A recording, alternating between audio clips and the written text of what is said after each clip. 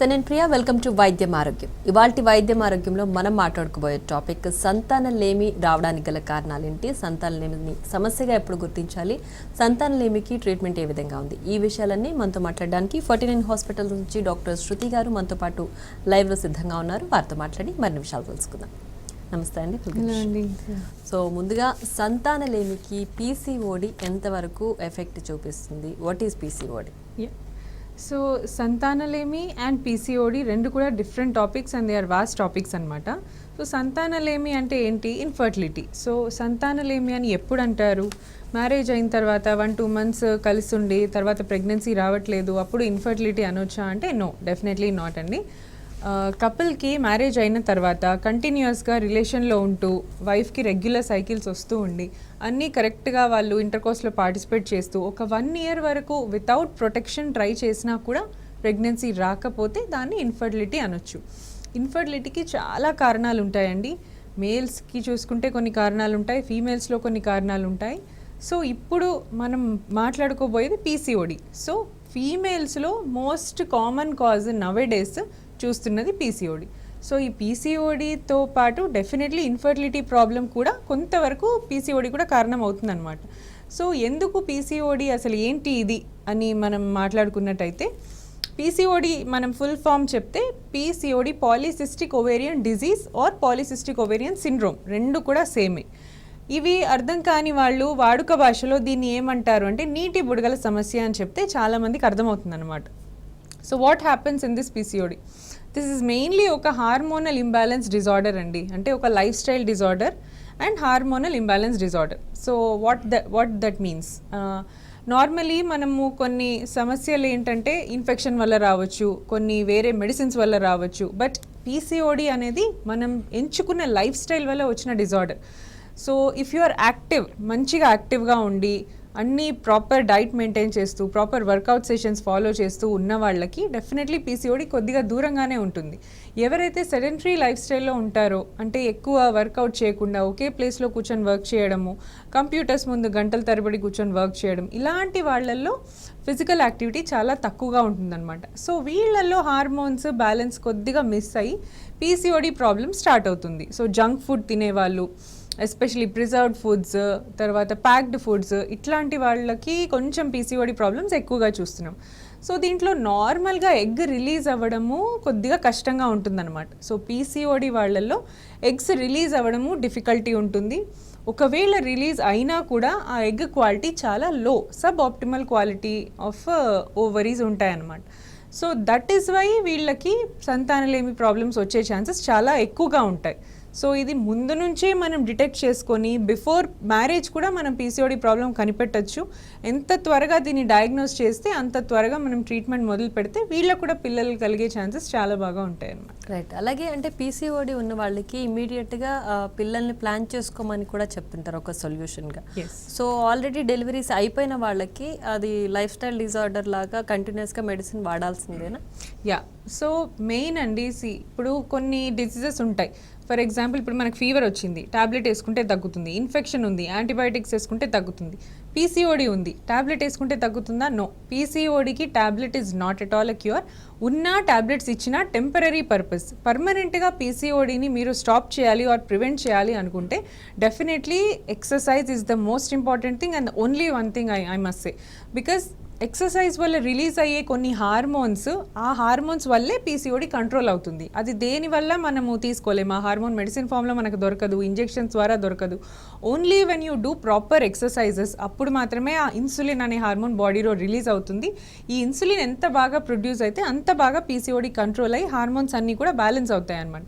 So ఎంత exercise చేయాలి, రోజంతా చేయాలా, అలా కూడా కాదండి. పీసీఓడి ఉంది ఆర్ పీసీఓడి వచ్చే ఛాన్సెస్ ఉన్నాయి అన్న వాళ్ళు ఏంటంటే at least 1/2 hour per day. So daily ఒక 1/2 hour ఏరోబిక్ ఎక్సర్సైజెస్, నార్మల్గా జస్ట్ వాకింగ్ చేసి మేము బాగా చేస్తున్నాం మేడం అయినా తగ్గట్లేదు అంటే వాకింగ్ చేస్తున్నారు కాబట్టి తగ్గట్లేదు. ప్రాపర్ ఏరోబిక్ అంటే మీకు దమ్ము రావాలి, చెమటలు రావాలి, పాల్పిటేషన్స్ రావాలి. సో ఇట్లా వర్కౌట్ చేస్తేనే పీసీఓడి కంట్రోల్ అవుతుందండి. దీనితో పాటు మీరు డైట్ కూడా ఆయిల్ తక్కువ, కొంచెం కార్బోహైడ్రేట్స్ తక్కువ, ఎక్కువ ప్రోటీన్ కంటెంట్, ఫైబర్ రిచ్, తర్వాత అడిక్వేట్ హైడ్రేషన్, వాటర్ మంచిగా తీసుకున్న వాళ్ళకి త్వరగా నయమైపోయే ఛాన్సెస్ ఉంటాయన్నమాట. అండ్ ఆటోమేటిక్గా వీళ్ళకి పీరియడ్స్ రెగ్యులర్ అయిపోతాయి అండ్ ప్రెగ్నెన్సీ ఛాన్సెస్ కూడా చాలా బ్యూటిఫుల్గా ఉంటాయి. రైట్. అలాగే పీసీఓడి మినిమం ఏ ఏజ్ ఉన్న వాళ్ళకి వస్తుందంటారు, అండ్ స్టార్టింగ్ ఏజ్ వాళ్ళు అంటే టీన్స్ వాళ్ళు ఎలా దాన్ని కంట్రోల్ చేసుకోవాలంటే? యా, సో పీసీఓడి ఇది వరకు ఎక్కువ ప్రెగ్నెన్సీ ప్లాన్ చేసుకునే వాళ్ళు అవ్వట్లేదు ఎందుకు అని చూస్తే ఒక రీజన్ లాగా మనం దీన్ని ఫైండ్ అవుట్ చేసేవాళ్ళం అనమాట. బట్ నవేడేస్ ఏంటంటే ఏజ్ లిమిట్ అనేది తగ్గుతూ వస్తుంది. సో ఇంతకుముందు 20 ఇయర్స్ నుంచి చూసిన PCOD now it is begin to start right from 12 and 13. So teens అనే ఏజ్ గ్రూప్ నుంచి ఇట్స్ స్టార్టింగ్ అనమాట. సో ఎందుకు ఇలా జరుగుతోంది? సో దీని గురించి I would again say sedentary lifestyle. So ముందు పిల్లలు ఏంటంటే స్కూల్కి నడుచుకుంటూ వెళ్ళేవాళ్ళు, గేమ్స్ పీరియడ్ ఉండేది, ప్రాపర్గా ఆడిపించేవాళ్ళు. గర్ల్స్ అయినా సరే అందరికీ proper physical activity, physical education ఉండేది. ఇప్పుడు ట్యాబ్స్, హోంవర్క్ ట్యాబ్స్లోనే, యాక్టివిటీస్ ట్యాబ్స్లోనే, గేమ్స్ ట్యాబ్స్లోనే. So nobody is going out and actually playing. Sports చాలా వరకు తగ్గించారు. సో పేరెంట్స్, ఎస్పెషలీ గర్ల్స్ ఉన్న మదర్స్, ఫాదర్స్ కానీ వాళ్ళ చిల్డ్రన్ ఏదో ఒక స్పోర్ట్కి అలవాటు చేయండి. సమ్మర్స్ అంటే స్విమ్మింగ్కి అలవాటు చేయండి. Swimming is a very good exercise. So ఎంత మంచిగా స్పోర్ట్స్ ఒక 1 hour వాళ్ళకి స్పోర్ట్స్ ఆడిపిస్తే ఆటోమేటిక్గా చాలా వరకు ఫ్యూచర్లో period problems, pregnancy related problems అన్నీ కూడా తగ్గించే ఛాన్స్ ఉంటుందండి. సో మెయిన్ కోర్ నేను చెప్పేదాని అన్నిటి సమ్మరీ వచ్చేసి physical activity, exercising is the main thing అండి. So this can be easily prevented. మీ చేతిలో ఉన్న పని మీరు ప్రివెంట్ చేసుకోవచ్చు ఇలా. రైట్. ఒక కాలర్ ఉన్నారండి, కాల్ తీసుకుందాం. ఖమ్మం నుంచి లక్ష్మి గారు, నమస్తే అండి. నమస్తే మేడం. మా పాప గురించి అండి. మా పాపకు మ్యారేజ్ అయ్యి 4 సంవత్సరాలండి. ఓకే అండి. థైరాయిడ్ ఉంది, పీసీఓడి నీటి బుడకలు అని చెప్పారండి. ఓకే. అయితే బ్యాంకులో చేసిద్దండి వర్క్. బ్యాంకులోనండి. Okay okay. అయితే ఒకసారి ప్రెగ్నెన్సీ అయిందండి. అయితే 2 మంత్ వెళ్ళిపోయే లోపల మళ్ళీ అబార్షన్ అయిందండి. ఓకే. మళ్ళీ అందుతుందా అని అంటే మందు రాస్తున్నారండి. ఓకే. టాబ్లెట్స్ పెడుతున్నారంటండి. డేట్ టు డేట్ టాబ్లెట్స్ పెడుతున్నారంటండి. Okay okay. మళ్ళీ అందుతుందా అని కన్ఫర్మ్ చేసేస్తున్నాడు. ఓకే. సో ఇప్పుడు ప్రెగ్నెన్సీ ప్లానింగ్ లోనే ఉన్నారు కానీ ఇంకా అబార్షన్ తర్వాత మళ్ళీ రావట్లేదు అంటే మంత్ అయిందండి. మళ్ళీ ప్రెగ్నెన్సీ వచ్చిద్దా రాదా అని కన్ఫర్మ్ చేసుకుందామని అడిగానండి. బరువు ఎంత ఉంటారండి మీ అమ్మాయి? బరువు అంటే 60 అట్లా ఉంటుందండి. అంటే తన హైట్ కి వెయిట్ కరెక్ట్ గానే ఉంటుందా, కొద్దిగా ఓవర్ వెయిట్ లాగే ఉందండి. ఓకే. సో యాక్చువల్లీ మీరు ప్రతి ఫీచర్ కూడా పీసీఓడికి ఫేవరింగ్ గానే చెప్పారు. తను బ్యాంక్లో జాబ్ చేస్తుందన్నారు. బ్యాంక్లో జాబ్ చేస్తే డెఫినెట్లీ మూమెంట్ ఎక్కువగా ఉండదు, ఒకే ప్లేస్లో కూర్చొని చేయాల్సిన జాబ్ అది. దానివల్ల పీసీఓడి తనకి మేబీ అటాక్ అయ్యిండొచ్చు అనుకోవచ్చు. అండ్ సెకండ్ రీజన్ వచ్చేసి అబార్షన్ ఒకటి అయిందని చెప్పారు. పీసీఓడి ఉన్న వాళ్ళలో ప్రెగ్నెన్సీ డిఫికల్టే, అలాగే ప్రెగ్నెన్సీ వచ్చిన తర్వాత అబార్షన్స్ కూడా కొద్దిగా కామన్ అనమాట. సో ఎందుకు అంటే పీసీఓడి వాళ్ళలో మేల్స్ సంబంధించిన హార్మోన్స్ ఎక్కువగా ఉంటాయి, అంటే ఆండ్రోజెన్స్. సో మేల్స్లో ముస్టాచ్ తర్వాత ఈ బియర్డ్ రావడానికి ఏదైతే హార్మోన్ హెల్ప్ అవుతుందో అది ఫీమేల్స్లో కొద్దిగా ఎక్కువగా ఉంటుందన్నమాట. దానివల్లే వీళ్ళకి కూడా అన్వాంటెడ్ హెయిర్ రావడము, సో అప్పర్ లిప్ పైన హెయిర్, ఇలాంటివన్నీ చూస్తూ ఉంటాం. ఈ ఆండ్రోజెన్స్ ఎక్కువగా ఉన్న కారణంగా అబార్షన్స్, అన్ఫేవరబుల్ ఎన్వైరన్మెంట్ ఉంటుందన్నమాట బేబీకి. సో దానివల్ల కన్సీవ్ అయినా కూడా అబార్ట్ అయ్యే ఛాన్స్ ఉంటాయి. సో అండ్ ఇంకోటి మళ్ళీ ప్లాన్ చేస్తున్నారు, బరువు కూడా కొద్దిగా ఎక్కువ ఉందన్నారు. సో మళ్ళీ ఫిజికల్ యాక్టివిటీ ఇంప్రూవ్ చేసుకోండి అండ్ ప్రాపర్ డైట్ తీసుకుంటే ఈ అబార్షన్స్ కూడా తగ్గుతాయి. అండ్ ట్యాబ్లెట్స్ ఉంటాయండి, ఇన్సులిన్ సెన్సిటైజర్స్, అంటే ఇన్సులిన్ కొద్దిగా సెన్సిటివ్ చేసేటట్టు కొన్ని రకాల మెడిసిన్స్ ఉంటాయి, మెట్ఫార్మిన్ అని. ఇవన్నీ తనకి యాడ్ చేసి ప్రెగ్నెన్సీకి ప్లాన్ చేస్తే మనం అబార్షన్స్ కూడా ప్రివెంట్ చేయొచ్చు. అండ్ ఎక్సర్సైజ్ చేసి వెయిట్ అంతా తగ్గాక ప్లాన్ చేయాలా అంటే అవసరం లేదండి, రెండు హ్యాండ్ ఇన్ హ్యాండ్. మీరు ఇది తగ్గించుకుంటూనే మీరు ప్రెగ్నెన్సీకి both can go hand in hand అనమాట. సో అలా ప్లాన్ చేయండి, డెఫినెట్లీ రిజల్ట్స్ చూస్తారు. రైట్. శృతి గారు, అలాగే ఆఫ్టర్ పీసీఓడి మనం ఎక్కువగా వింటున్నది thyroid and obesity. Right. So thyroid వల్ల ఎంతవరకు ఈ ఇన్ఫర్టిలిటీకి ఎఫెక్ట్ పడుతుంది అంటారు? Yeah, so first most common మనం పీసీఓడి అని చెప్పాం కాబట్టి ఇప్పుడు నెక్స్ట్ హార్మోన్స్లో again second common problem is thyroid. So thyroid అంటే ఏంటి? థైరాయిడ్ అనేది ఒక గ్లాండ్. సో నెక్లో ఫ్రంట్ భాగంలో బటర్ఫ్లై షేప్ లాగా ఒక గ్లాండ్ ఉంటుందన్నమాట. ఆ గ్లాండ్లోంచి థైరాయిడ్ హార్మోన్ రిలీజ్ అవుతుంది. సో ఈ గ్లాండ్ చూస్తేనేమో నెక్లో ఉంది, ప్రెగ్నెన్సీ ఏమో గర్భసంచికి సంబంధించింది. ఈ రెండు ఎలా రిలేటెడ్ అంటే ప్రతి ఒక్క హార్మోన్ త్రూ బ్లడ్ ఓవరీస్కి గర్భాశయానికి రీచ్ అవుతుంది అనమాట. సో ఇలా థైరాయిడ్ హార్మోన్ అనేది ఫీమేల్స్కి పీరియడ్స్కి చాలా ఇంపార్టెంట్, రెగ్యులర్ పీరియడ్స్ రావడానికి ఇంపార్టెంట్, బాడీలో ఉన్న మెటబాలిజం జరగడానికి థైరాయిడ్ హార్మోన్ చాలా ఇంపార్టెంట్. అండ్ అలాగే ప్రెగ్నెన్సీ ప్రాపర్గా ఎగ్ రిలీజ్ అవ్వడము, మంచిగా బేబీ తయారయ్యి ఒక హెల్తీ బేబీ ఆర్గన్స్ అన్ని పర్ఫెక్ట్గా ఫామ్ అవ్వాలి, ఆర్గానోజెనసిస్కి కూడా కావాల్సిన main important hormone thyroid. So ఈ థైరాయిడ్ ఎక్కువ తక్కువ దీనికి లైఫ్ స్టైల్కి పెద్దగా సంబంధం ఉండదండి. కొంతవరకు హెరిడిటరీ మదర్స్కి ఉన్న ఫాదర్స్కి ఉన్న చిల్డ్రన్కి వచ్చే ఛాన్సెస్ ఉంటాయి. బట్ వస్తే కూడా దీనికి ఇమ్మీడియట్లీ మెడికేషన్ స్టార్ట్ చేస్తే తగ్గిపోతుంది. సో అన్లైక్ పీసీఓడి థైరాయిడ్కి మెడికేషన్ ఉంటుంది. సో తక్కువగా ఉన్నా ఎక్కువగా ఉన్నా సింపుల్గా మీరు మెడికేషన్ స్టార్ట్ చేస్తే ఇట్ విల్ బీ కంట్రోల్. దీనివల్ల ఎక్కువ ప్రాబ్లం ఏమి ఉండదండి. డయాగ్నోస్ చేసుకోవాలి మీరు అంతే, ఉందా థైరాయిడ్ లేదా అని తెలుసుకుంటే చాలు. సో మ్యారేజ్ అయ్యి పిల్లలు అవ్వట్లేదు అంటే మీకు ఒక ప్రొఫైల్ లాగా థైరాయిడ్ కూడా చేపించండి, దాంతో ఇమ్మీడియట్లీ ట్రీట్మెంట్ స్టార్ట్ చేస్తే కన్సీవ్ అవ్వచ్చు. రైట్ శృతి గారు, అయితే one of the reason tuberculosis వాళ్ళు వచ్చిన వాళ్ళకు కూడా ఇన్ఫర్టిలిటీ అయ్యే ఛాన్స్ ఉంది అని చెప్పి, సో అది ఎంతవరకు? యా, సో ట్యూబర్క్యులోసిస్లో ఏమవుతుందంటే అండి, ట్యూబర్క్యులోసిస్ నార్మలీ ఊపిరితిత్తులకు వస్తుంది కదా, తర్వాత కాఫ్ ఇవన్నీ ఉంటాయి. అండ్ ఈ గర్భసంచికి దీనికి ఏంటి సంబంధం అని కూడా కొంచెం డౌట్స్ ఉంటాయి. ఈ ట్యూబర్క్యులోసిస్ ఊపిరితిత్తులకు ఎలా అయితే వస్తుందో అలాగే గర్భాశయానికి కూడా ఎఫెక్ట్ అయ్యే ఛాన్స్ ఉంటుందన్నమాట. సో గర్భాశయానికి టీబీ వచ్చినప్పుడు గర్భాశయానికి కనెక్టెడ్గా ఉన్న అన్ని ఆర్గన్స్కి కూడా స్ప్రెడ్ అవుతుంది. సో యూట్రస్కి కనెక్టెడ్ 2 ఫాలోపియన్ ట్యూబ్స్, ఆ ఫాలోపియన్ ట్యూబ్స్కి కనెక్టెడ్ 2 ఓవరీస్. సో ఇవన్నీ కూడా ఎఫెక్ట్ అయ్యే ఛాన్స్ ఉంటుంది. సో గర్భసంచి లైనింగ్ ఎఫెక్ట్ అవుతుంది, ఎండోమెట్రియం కూడా థిన్ అయిపోతుంది, వీళ్ళకి థిక్ ఎండోమెట్రియం ఉండదు, ఇంప్లాంటేషన్ బేబీ అతుక్కోవడానికి ప్రాబ్లమ్స్ అవుతూ ఉంటాయి, దానివల్ల ప్రెగ్నెన్సీ రాకపోవచ్చు. సెకండ్ ట్యూబ్స్లో టీబీ వచ్చింది అంటే ట్యూబ్స్ బ్లాక్ అయిపోతాయండి, which is the most common cause for tubal blocks. TB is one of the most common cause in India. So ఈ ట్యూబల్ బ్లాక్స్ అయిపోతాయి ట్యూబ్స్లో. అలాగే ఓవరీస్కి టీబీ వచ్చినట్టయితే ఎగ్స్ ప్రాపర్గా రిలీజ్ కావు and quality of the eggs తగ్గిపోతూ ఉంటాయి. So ఇవన్నీ reasons వల్ల టీబీ వచ్చిన వాళ్ళు ప్రెగ్నెన్సీకి కొద్దిగా డిఫికల్టీస్ ఫేస్ చేయొచ్చు అనమాట. అంటే యూజువల్లీ ట్యూబర్క్లోసిస్ లంగ్స్కి కాకుండా, అంటే ఓవరీస్కి వస్తేనే ప్రాబ్లం అవుతుందా, లంగ్స్కి వస్తే కూడా ఓవరీస్ ఎఫెక్ట్ అవుతాయి? యా, సో ఇది కూడా ఒక మంచి క్వశ్చన్. కొంతమందికి గర్భాశయానికి వస్తే ప్రాబ్లం ఖచ్చితంగా రావచ్చు, చెప్పలేము. అండ్ ట్రీట్మెంట్ తీసుకుంటే ఒక 6 to 9 months కోర్స్ ఉంటుందండి. TB treatment is not short course, it is a long course and continues కంపాటబుల్గా ఉండాలి ట్రీట్మెంట్కి. మధ్యలో మిస్ చేసి అది చేసినా టీబీ అగైన్ మళ్ళీ అది రికవర్ అవుతూ ఉంటుందన్నమాట.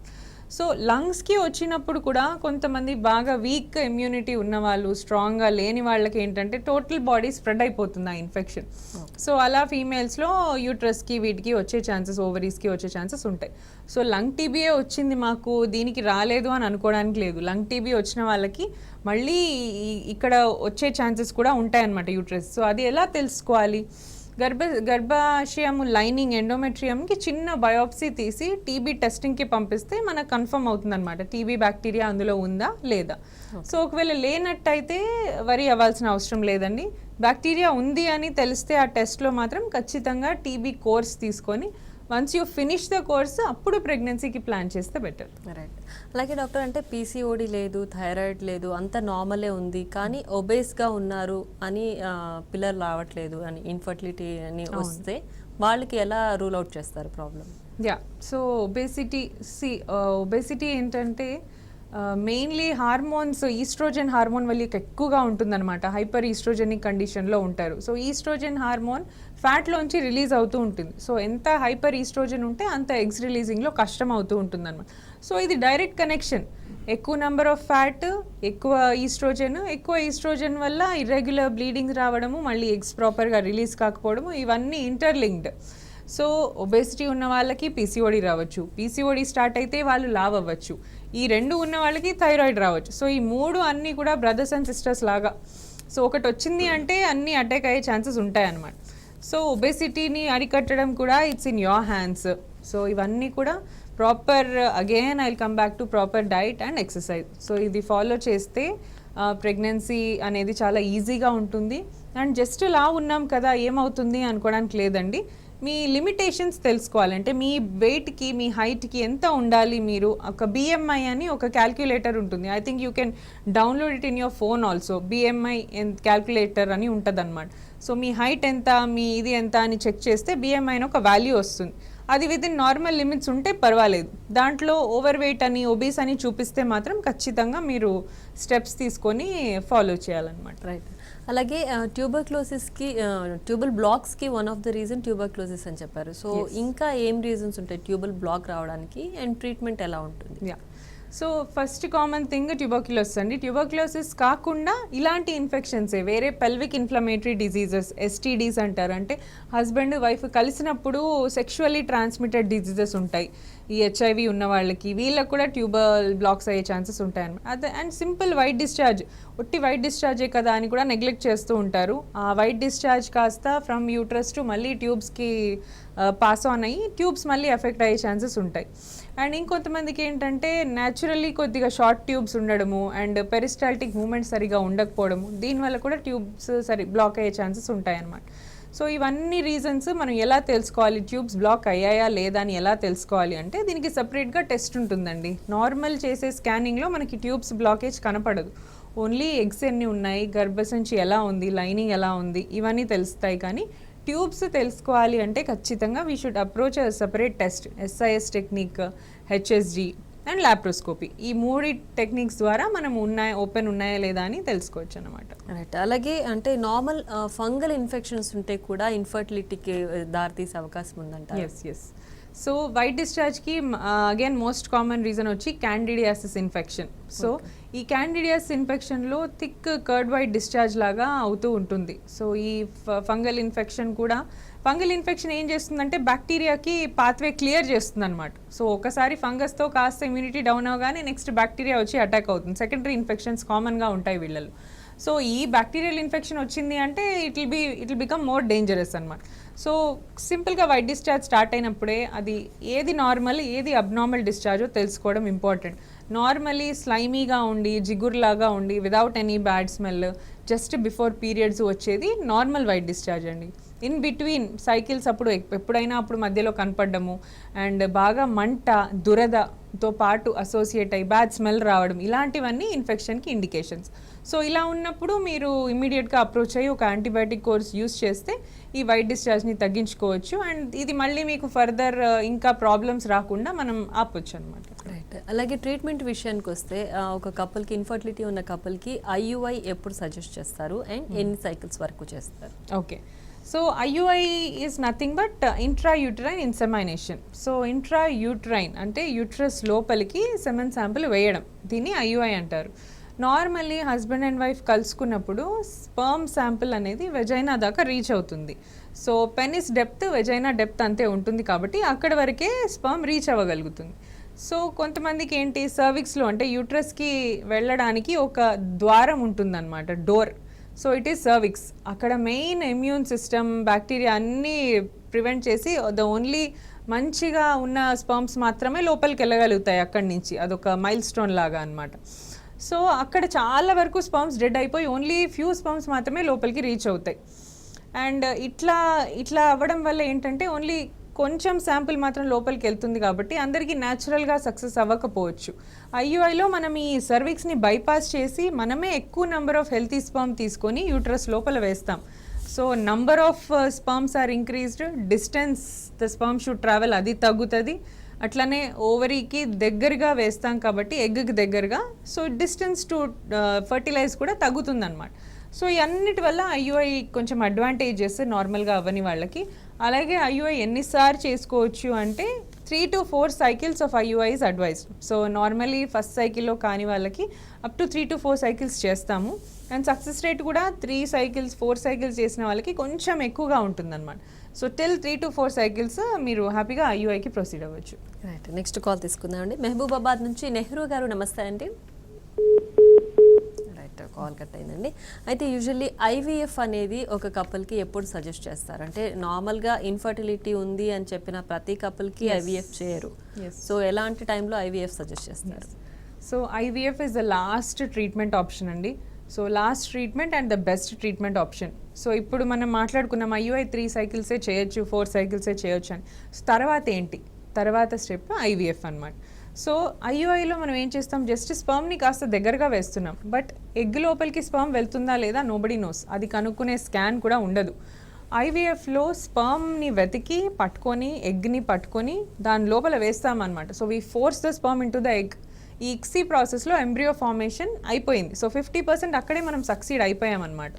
సో ఈ ఫామ్ అయిన ఎంబ్రియోస్ని నెక్స్ట్ స్టెప్లో మనం గర్భాశయంలో ట్రాన్స్ఫర్ చేయడమే. సో ఇలా IVF అన్ని ప్రొసీజర్స్తో కంపేర్ చేస్తే ది బెస్ట్ ప్రొసీజర్. సో ఎవరికి చేస్తాం ఈ IVF, ఇలా మల్టిపుల్ IUI సైకిల్స్ ఫెయిల్ అయిన వాళ్ళకి అండ్ అన్ఎక్స్ప్లెయిన్ ఇన్ఫర్టిలిటీ, చాలా కాలంగా ఇన్ఫర్టైల్గా ఉన్నారు, అన్నీ చూస్తుంటే నార్మల్ ఉంది, ప్రాబ్లం ఎక్కడో తెలియట్లేదు అన్నప్పుడు కూడా IVF చాలా బాగా పనిచేస్తుంది. And bilateral tubal blocks, tubes 2 block ఉన్నాయి, దెన్ ట్యూబ్స్ 2 బ్లాక్ ఉన్నాయంటే న్యాచురల్గా ప్రెగ్నెన్సీ రాదు. సో వీళ్ళకి కూడా ఒక వరం లాగా IVFలో పిల్లలు కలిగే ఛాన్స్ ఉంటుంది. అండ్ మేల్స్ రీజన్ మాట్లాడుకున్నట్టయితే very very low sperm count, less than 5 million or L 0 sperm count ఉన్న వాళ్ళకి IVF టెక్నిక్ ద్వారా, టీసర్ టెక్నిక్ ద్వారా ప్రెగ్నెన్సీ పొందే ఛాన్సెస్ చాలా బాగా ఉంటాయన్నమాట. సో ఇలా ఈ ఫ్యూ రీజన్స్కి మాత్రమే IVF చేస్తామండి, అందరికీ చేయాలని రూల్ లేదు. కొంతమంది కప్పులే వాళ్ళు యాంగ్జైటీగా మాకు కావాలండి త్వరగా మేము చేసుకుంటామని కూడా ముందుకు వస్తుంటారు.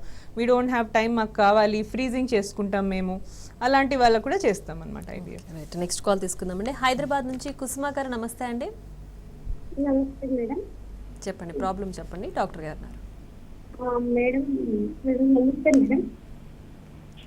కుసుమ గారు చెప్పండి. నాకు రైట్ సైడ్ చిన్న సిస్ట్ వచ్చింది మేడం. Cyst, okay. అది 10 inches ఉంది, అది తీసేసారు. అయితే అటు సైడ్ ఓవర్ క్లోజ్ అయిపోయింది అని చెప్పారు. అటు సైడ్ ఓవరీ కూడా తీసేసారా? అటు సైడ్ ఓవర్ క్లోజ్ అయిపోయింది అని చెప్పారు. క్లోజ్ అయిపోయింది, ఓకే. యు మీన్ ట్యూబ్ అనుకుంటాను, ఓకే. తర్వాత నేను మళ్ళీ ప్రెగ్నెన్సీ కోసం టాబ్లెట్స్ వాడితే HSG టెస్ట్ చేసింది మేడం. ఓకే. HSG టెస్ట్ చేస్తే లెఫ్ట్ సైడ్ ఓవరీ బాగానే ఉంది కానీ ట్యూబ్ బ్లాక్ అయిపోయింది, వాపు వచ్చింది. అయితే రైట్ సైడ్ అప్పుడు టెస్ట్ చేసినప్పుడు అది మీద కనిపిస్తుంది కదా, అది లైట్ గా ఫామ్ అయినట్టుంది కానీ క్లారిటీ లేదు అని ఆ HSG టెస్ట్ లో వచ్చిందండి. Okay okay. లెఫ్ట్ అయితే కంప్లీట్ గా బ్లాక్ ఉందన్నారు, రైట్ కూడా కొంచెం క్లారిటీ లేదు అన్నారు అంటున్నారు మేడం. అయితే నార్మల్ గా ట్రై చేయండి, లేదు అంటే IVF కిందండి అంటున్నారు మేడం. యా. మీ వయసు ఎంత ఉంటుందండి కుసుమ గారు? 28. ఓకే. హస్బెండ్ స్పర్మ్ కౌంట్ అదంతా కరెక్ట్ గానే ఉందమ్మా? Madam husband the sperm count okay ఉందా? అంతా ఓకే ఉంది మేడం, మా టెస్ట్ కూడా వేశారు. ఓకే. సో యా, అంటే HSG టెస్ట్ ద్వారా మనం 90% కనుక్కోవచ్చు ట్యూబ్స్ కరెక్ట్గా ఉన్నాయా లేదా. ఒక ట్యూబ్ బ్లాక్ ఉందని తెలిసింది, ఇంకో ట్యూబ్ కూడా ఆల్మోస్ట్ నారోగా ఉంది ఆర్ క్లారిటీ లేదు అని చెప్పారు అంటున్నారు. సో ఇలా ఉన్నప్పుడు ఈ HSG టెక్నిక్ అయిపోయిన ఇమ్మీడియట్ 1-2 months ఏమన్నా ఓపెన్ అయ్యే ఛాన్సెస్ ఆ ఫిజికల్ ఫోర్స్ వల్ల ఓపెన్ అయితే అవుతుండొచ్చండి. 1-2 monthsలో న్యాచురల్ ప్రెగ్నెన్సీ రాలేదు అంటే డెఫినెట్లీ IVFకి అప్రోచ్ అవ్వడమే బెటర్. ఆల్రెడీ మీరు 28 ఉన్నారు కాబట్టి ఎక్కువ టైం కూడా లేదు, విదిన్ 30 పిల్లలు కావాలి అంటారు, proper eggs, proper quality release కావాలంటే మీరు త్వరగానే ప్లాన్ చేసుకుంటే బెటర్ అండి. ఒక 1-2 months కంటే ఎక్కువగా న్యాచురల్గా చూడొద్దు. వెంటనే IVFకి మీరు ప్రాపర్ గైడెన్స్ తీసుకొని ఎలా ఏంటి అని కనుక్కుంటే దాని ద్వారా మీరు ప్రెగ్నెన్సీ ఈజీగా ప్లాన్ చేసుకోవచ్చు. రైట్ డాక్టర్, అలాగే IVFకి మ్యాక్సిమం ఏజ్ ఎంతవరకు ఉండొచ్చు? అలాగే వెరీ యంగ్ కపుల్ కూడా IVF చేయమంటే చేస్తారా? యాక్చువల్లీ దీనికి ఒక ఏజ్ లిమిట్ ఉంటుందండి. అంటే ఇన్ఫర్టిలిటీ ట్రీట్మెంట్ తీసుకోవాలంటేనే వైఫ్ ఏజ్ వచ్చేసి మోర్ దెన్ 21 years ఉండాలి ఖచ్చితంగా. 20 years దాటి 9 months అయింది, 10 months అయింది అన్నా కూడా నో, రిజిస్టర్ చేయరాదు. రీసెంట్ ART గైడ్ లైన్స్ అనమాట, స్ట్రిక్ట్ గైడ్ లైన్స్. 21 years దాటిన వాళ్లకు ఏ రకమైన ట్రీట్మెంట్ IVF అయినా చేసుకోవచ్చు if there is an indication. వాళ్ళకి రీజన్ ఉంది IVFకి అంటే ఖచ్చితంగా చేయొచ్చండి, దానికి ఏజ్ అట్లా ఏం లేదు, 21 దాటి ఉంటే చాలు. అలాగే మ్యాక్సిమం ఏజ్ వచ్చేసి we can do IVF till 40 also. But ఏంటంటే success rate will keep dropping. ఇప్పుడు 20 yearsలో చేసిన వాళ్ళకి IVF ఎంత బాగా సక్సెస్ అవుతుందో 30 వాళ్ళకి కొద్దిగా తక్కువ సక్సెస్, అలాగే 40కి వచ్చేసరికి ఇంకా తక్కువ సక్సెస్. ఎందుకు అంటే మనం ఎలా ఏజ్ అవుతామో ఎగ్స్ కూడా అలాగే ఏజ్ అయిపోయి క్రంపుల్డ్ రింకిల్డ్ అయిపోయి ఎగ్స్ కూడా లో క్వాలిటీ అయిపోతూ ఉంటాయి అన్నమాట. సో ఎంత ఎర్లీగా ఐవీఎఫ్ అనే కనుక మీరు మైండ్లో అనుకుంటే ఎంత ఎర్లీగా చేసుకుంటే అంత బెటర్ అండి, డిలే చేయకుండా. అండ్ ఇప్పుడు మళ్ళీ సమ్మర్ స్టార్ట్ అవుతుంది కదా, ఇప్పుడు చేసుకోవచ్చా లేదా అని కూడా, వేడి కదా అబార్షన్స్ అవుతాయని కూడా డౌట్స్ ఉంటుంది. అట్లా ఏం లేదండి. యాజ్ ఎ డాక్టర్ సర్వే ప్రకారం ఐవీఎఫ్ ట్రీట్మెంట్ అయినా ఏ ట్రీట్మెంట్ అయినా సమ్మర్లో తీసుకోవచ్చు, ప్రొవైడెడ్ మీ కంఫర్ట్ లెవెల్స్ అంతా ఓకే ఉంటే no problem for the doctor. So delay అవుతుంది అనుకునే వాళ్ళు ఎగ్స్ తీసి ఫ్రీజ్ చేసుకోండి, తర్వాత ట్రాన్స్ఫర్ సమ్మర్ తర్వాత అయినా మీరు ట్రాన్స్ఫర్ ప్లాన్ చేసుకోవచ్చు. సో సమ్మర్ కోసమే ట్రీట్మెంట్ ఆపేయాల్సిన అవసరం లేదు, you can absolutely go ahead. Right, thank you so much Shruti గారు. ఐవీఎఫ్ కాజ్ ఏంటి, ట్రీట్మెంట్ ఏంటి, చాలా క్లియర్గా ఎక్స్ప్లెయిన్ చేశారు. Once again thank you so much. Thank you. Right, చూసారుగా ఇది వాటి వైద్యం ఆరోగ్యం. Keep watching tea news.